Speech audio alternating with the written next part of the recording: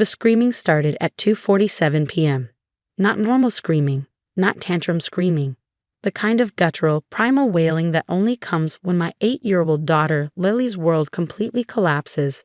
I heard it from the parking lot as I returned from grabbing groceries, and I ran. I found her in the corner of our living room, arms wrapped around herself, rocking violently, hitting her head against the wall. Her teacher, Mrs. Martinez, was trying desperately to calm her. "Where's Max?" I dropped everything, scanning for the golden retriever who should have been pressed against Lily's side. "That's the problem," Mrs. Martinez said, tears in her eyes. "Your sister came during lunch. She said you sent her to pick up Max for a vet appointment. She had a key, knew the commands." I didn't think. My blood turned to ice. "Veronica took Max 40 minutes ago. Lily's been like this ever since." Max wasn't just a dog. He was Lily's lifeline. Trained for 2 years specifically for her autism, he could detect meltdowns before they happened, provide deep pressure therapy, block self-harming behaviors, and guide her out of overwhelming situations. Without Max, Lily couldn't function, couldn't go to school, couldn't sleep, couldn't exist in a world that felt like broken glass against her nervous system. I called Veronica immediately. She answered on the third ring, and I could hear traffic in the background. "Where is Max?" "Oh, hi, Melissa. Don't worry, he's going to a wonderful home." "Where is my dag cheers to service diogi?" "I sold him. This couple in Oregon pay $15,000. Can you believe it? $15,000 for a dog. That's enough for a full round of IVF. The room tilted. Behind me, Lily's screams intensified. She'd started hitting herself, and Mrs. Martinez was struggling to protect her. "You sold my autistic daughter's service dog." "He's just a dog, Melissa. You can get another one." "But my fertility won't last forever. I'm 36. Max is a mini-GCL device. He's specifically trained for Lily. She can't function without him." "She functioned before she had him." "No, she survived. There's a difference. Look, the buyers already have him. They're driving to Oregon now. It's done. My IVF appointment is next week. Finally, after 3 years of trying, I can afford it. That dog costs $40,000 to train. He's not a pet." "Exactly, which is why I got such a good price." I hung up and called 911. "My daughter's medical equipment has been stolen. She's having a severe autistic meltdown and injuring herself." The dispatcher could hear Lily's screams. Medical equipment. Her service dog. My sister stole and sold him. My daughter is autistic. The dog is legally medical equipment. We're sending units now. While waiting, I called my mother, praying she wasn't involved. "Oh, honey," she said immediately. "Veronica told me. I know you're upset, but she's desperate for a baby. You knew? She said she was going to ask you. She didn't ask. She stole him while Lily was at school." Dogs are replaceable, sweetie, but Veronica's chance at motherhood isn't. Max isn't replaceable. He knows 47 specific commands for Lily's needs. He's been with her since she was 5. He's the only reason she can attend school. "You're being dramatic. Lily will adjust." Behind me, Lily had bitten her own arm hard enough to draw blood. Mrs. Martinez was crying while trying to restrain her without making the meltdown worse. "Lily is hurting herself. She's bleeding because her medical support is gone. Veronica needs this. Lily needs her service dog. A dog is not more important than a human baby. Max isn't just a dog, and Veronica's hypothetical baby doesn't override Lily's actual disability." I hung up as the police arrived, followed closely by an ambulance. The paramedics had to sedate Lily. She'd given herself a concussion from headbanging and bitten through her lip. Officer Thompson took my statement while we followed the ambulance to the hospital. "Your sister sold a service dog.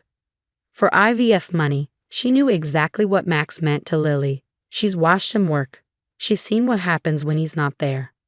"Do you know who bought him?" "Some couple in Oregon. They're driving there now. We'll put out an alert. Trafficking in service animals is a federal crime. They had no idea what I would do next." While Lily was sedated in the hospital, I went to war. First, I posted in every service dog group online. "Steolaean service dog Max golden Aritiraiva taken from Autistic child in CLFORNA. Sold to couple heading to Oregon. Please share. I included photos of Max wearing his vest, his service dog registration, and video of him performing specific tasks for Lily, interrupting self-harm, providing pressure therapy during meltdowns, alerting to sensory overload. Within an hour, it had been shared thousands of times. Then I posted the full story on Facebook, including screenshots of Veronica's text admitting to selling him and my mother's messages supporting her. My sister stole my autistic daughter's service dog and sold him for IVF money. My daughter is now hospitalized from self-injury during the meltdown that followed. This is what happens when people think service dogs are just pets. The autism community exploded in rage. Parents who understood what losing a service dog meant. Adults with autism who knew the hell of losing their support. Trainers who knew how irreplaceable a specifically trained dog was. Someone found Veronica's Instagram. She'd posted a photo of herself at a fertility clinic with the caption, "Finally starting my journey to motherhood. Sometimes you have to make hard choices for your dreams." #IVF journey, #future mama. The comments destroyed her.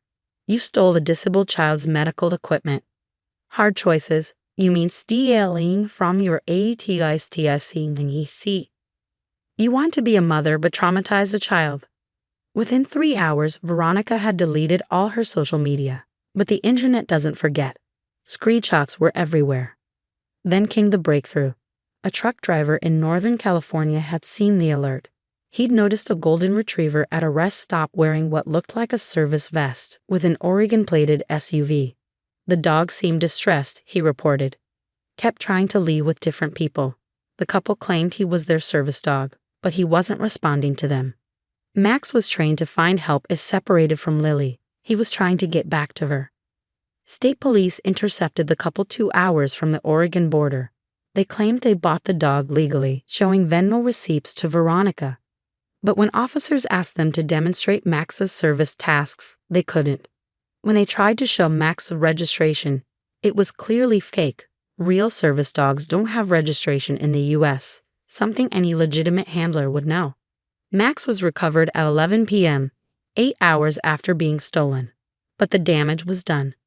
Lily had been sedated for hours. When she woke up, she was disoriented, terrified, still no Max. She wouldn't eat, wouldn't drink, wouldn't let anyone touch her. She'd retreat to corners, rocking, humming the same 3 notes over and over, her most severe distress signal. Dr. Kumar, her psychiatrist, was blunt. The trauma of losing her primary support could set her back years. We're looking at possible regression in speech, self-care, all the progress she's made. When the police brought Max back at midnight, I thought everything would be okay, but trauma doesn't work that way. Lily didn't trust that Max would stay. She grabbed his fur so tight he yelped, wouldn't let go even in sleep. She stopped going to the bathroom because that meant leaving Max. She stopped eating unless Max ate from the same plate first, proving he was real. The regression Dr. Kumar predicted happened fast. Lily stopped using her AAC device to communicate, stopped tolerating clothing, stopped sleeping in her bed, only on the floor with Max. Meanwhile, Veronica was arrested. The charges were severe. Theft of medical equipment valued over $40,000, interstate trafficking of a service animal, conspiracy to commit fraud, and felony animal abuse. Max had injuries from being forcibly dragged from the house. But she wasn't remorseful. From jail, she called my mother, who then called me. Veronica says if you drop the charges, she'll use the IVF money for Max's replacement. Max can't be replaced. He's not a broken toaster. She was desperate. She traumatized a disabled child. You're traumatizing her by pressing charges. She could go to prison. Good. How can you be so cruel? She wants to be a mother. Someone who steals from disabled children shouldn't be a mother. That's horrible. What's horrible is selling an autistic child's service dog. What's horrible is Lily drinking from Max's water bowl because she's so terrified of losing him again that she won't leave his side. She's being dramatic. She's ATISTXT. Her world operates on routine and trust, and Veronica shattered both. The story went national. Woman sells autistic niece's service dog for IVF money made headlines. The fertility clinic Veronica had paid called, horrified, offering to refund everything. They wanted nothing to do with this publicity. The service dog community rallied. Trainers offered free refresher courses for Max.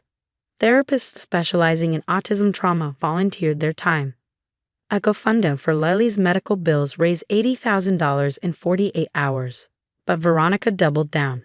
She gave an interview to a local news station from jail, claiming she was the real victim. "I've been trying to have a baby for 3 years," she cried on camera. "Melissa has a healthy child. I have nothing. I just wanted to be a mother." The interviewer didn't let her off easy. "You stole a service dog from an autistic child. It's just a dog. They can get another one. It takes 2 years and $40,000 to train a service dog." Which is ridiculous. That money could help infertile couples. "Are you saying infertility is more important than autism?" "I'm saying dogs shouldn't be worth more than human babies." The interview went viral for all the wrong reasons. #JustADog became a rallying cry for the disability community. Thousands shared stories of their service animals, the training, the bond, the literal life-saving work they did. My father, who'd been silent until now, finally called. "I saw the interview," he said quietly. "I didn't know. Your mother said Veronica was borrowing money. I didn't know about Max." "Would it have mattered?" He paused. "I want to say yes, but honestly, I probably would have said it's just a dog too. Until I saw Lily in that interview footage, the aftermath. Christ, Melissa. What have we done to that baby?" He was referring to the security footage from our house that had been released during the investigation. It showed Lily's complete breakdown when she realized Max was gone. 20 minutes of a child in absolute anguish, hitting herself, screaming, trying to claw her own skin off while Mrs. Martinez desperately tried to keep her safe. "You didn't do it, Dad. But Mom enabled it. She knew and supported it." "I'm divorcing her," he said simply. "Anyone who could watch that footage and still say it's just a dog isn't someone I can stay married to." The trial was brutal. The prosecution presented evidence of the extensive training Max had undergone, his specific tasks, the bond with Lily. They showed footage of Lily with and without Max. The difference was stark. They also presented Lily's medical records, the self-injuries from that one afternoon, the regression in speech and self-care, the new medications needed to manage her anxiety, the intensive therapy required. Veronica's defense tried to argue desperation, that infertility was a medical condition too. The prosecutor's response was devastating. Infertility is indeed a medical condition, but it doesn't give you the right to steal medical equipment from disabled children. If Ms. Harris needed a wheelchair for mobility, would the defendant's infertility justify stealing it? If she needed insulin for diabetes, would wanting a baby make theft acceptable? The jury deliberated for less than an hour. Guilty on all charges. Veronica got 4 years in federal prison. The interstate trafficking upgraded everything to federal crimes. At sentencing, she screamed at me, "I hope you're happy. You've destroyed my only chance at motherhood." "No," I said calmly. "You destroyed it yourself when you decided your hypothetical child mattered more than my actual one." My mother tried one last manipulation. "When Veronica gets out, she'll be 40. Too old for IVF. You've stolen her chance at motherhood." She stole Lily's sense of safety. Lily still makes me check the locks 12 times before bed. She has a GPS tracker on Max now. She hasn't let him out of her sight in 6 months. She may never recover from this trauma. Dogs die eventually anyway. Get out of my house. I'm your mother. You're a woman who values her able-bodied daughter's wants over her disabled granddaughter's needs. That's not a mother. That's a monster. It's been 2 years. Lily has made some progress. She's back to using her AAC device, though not as much as before. She'll wear clothes again, though only specific textures.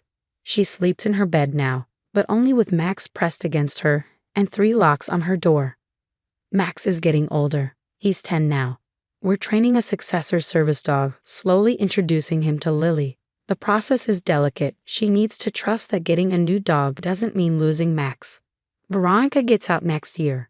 She's written letters about forgiveness, about understanding, about moving forward as a family. I wrote back once. "You wanted to be a mother so badly you traumatized a child. You wanted to create life so desperately you nearly destroyed one. You don't deserve forgiveness. You deserve exactly what you got. a prison cell, and a womb that will never carry children because someone who steals from disabled kids shouldn't raise any. She didn't write again. My father did follow through with the divorce. He's in therapy, working to understand how he enabled this toxic dynamic for so long. He's earned supervised visits with Lily, slowly rebuilding trust. My mother lives alone now, posting bitter Facebook rants about ungrateful children and how dogs have more rights than humans these days. Last week, Lily did something amazing. We were at the park, and a little boy asked about Max's vest. Instead of hiding, Lily used her AAC device to explain. Max helps me. He's not a pet. He's medical equipment. The boy's mother started to say, "Oh, he's just that." Not just, Lily interrupted, her first spoken words in months. Not just Ed Dioge. Max is mine. Max stays. She hasn't spoken since, but those 6 words were everything. They wanted me to choose between a dog and my sister's dreams. But it was never about a dog versus a baby. It was about a disabled child's needs versus an adult's wants. They had no idea what I would do next. Now everyone knows. Service dogs aren't pets. They're not replaceable. And anyone who says it's just a dog has never watched a child try to claw their own skin off because their world collapsed when that dog disappeared. Veronica wanted to be a mother. Instead, she became a cautionary tale about what happens when you value potential children over actual ones. And Max? He's still here, still working, still the bridge between Lily and a world that often feels too bright, too loud, too much. He's not just a dog. He never was.